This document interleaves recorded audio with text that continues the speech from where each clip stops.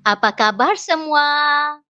Cikgu harap kamu semua dalam keadaan sihat dan bersedia untuk belajar bahasa Melayu pada hari ini. Tajuk kamu pada hari ini kata adjektif, sifat atau keadaan. Apakah kata adjektif, sifat atau keadaan? Ya, murid-murid, betul. Kata adjektif sifat atau keadaan ialah kata yang menerangkan tentang sifat sesuatu benda, orang, haiwan atau tempat. Contoh kata adjektif sifat: cantik, baik, nakal, malas, rajin, kasar, enak,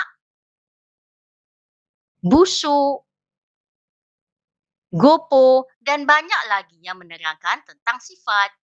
Berikut ialah contoh keadaan. Contoh keadaan seperti nyaman, bosan, lembik, bersih, dingin, deras, hebat,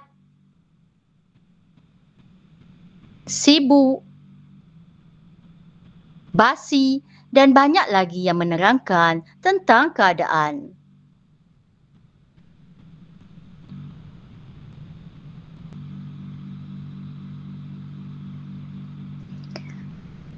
Contoh ayat, di sini ada kata adjektif sifat atau keadaan.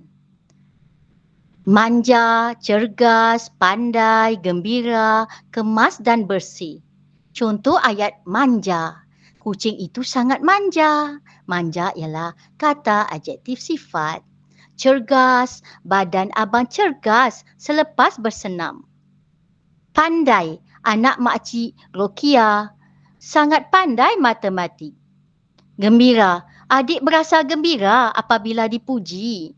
Kemas dan bersih, bilik kakak kemas dan bersih. Banyak lagi kata adjektif, sifat atau keadaan.